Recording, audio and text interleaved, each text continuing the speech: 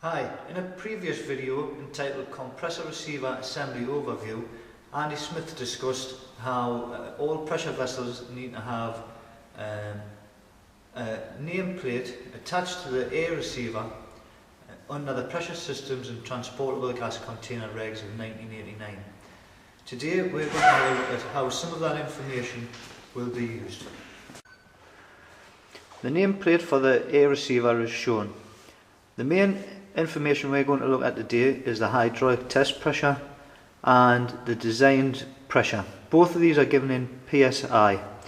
We're going to test that the air receiver is suitable for holding that air pressure of 250 PSI, and we're going to use a hydraulic hand pump to do this. The gauge on our hand pump is calibrated in bar, so we need to convert 250 PSI into bar. 1 bar is roughly equivalent to 14.5 PSI. So the test pressure we'll be looking for is around about 17.2 bar. We have prepared the air receiver by disconnecting it from the compressor and the pressure valves and blanking off all the ports to the air receiver.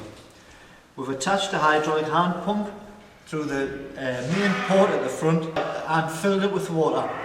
Now we'll begin to pressurise it up to the 17.2 bar, which is the hydraulic test pressure.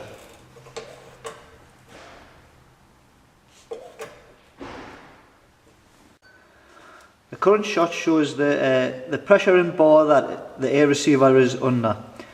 We'll leave this for a minute or two just to prove that the welds and everything are still intact and the receiver is capable of storing the pressure it was originally designed to do.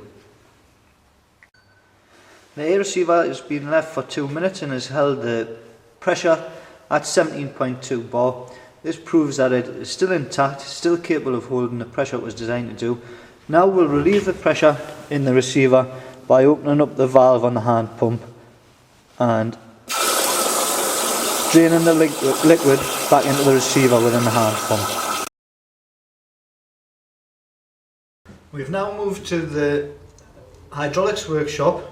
The purpose of using the hydraulic working pressure or design pressure to set up the pressure relief valve. The valve is made up of a number of components. Firstly, we have a reducer which just enables the pressure relief valve to be connected to the pressure. The reducer has a hole through the centre of it. This would allow any air pressure within the receiver to escape. To prevent this happening, we attach a valve seat to cover the hole in the reducer.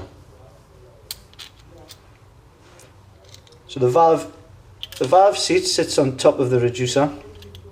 This is held in place by the valve stem, the spring, and the guide bush helps keep the spring in place. That would sit directly on top of the valve seat and hold it in place.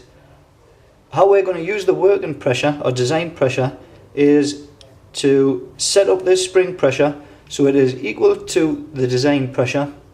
What would happen then is if the air pressure gets higher than the design pressure, the pressure in the vessel would be able to compress the spring, create a gap, and the air would escape through the slots which are cut in the valve body. We now have the pressure relief valve linked up to the hydraulic pump. We're going to begin to pressurise it and see on the gauge what pressure the valve seat lifts at. As you can see, there's water leaking through the pressure relief valve at around about 2 bar. To alter this, we're going to alter the pressure on the spring by taking it in 2 full turns. And again, we'll try and pressurise and see what pressure the relief valve holds now.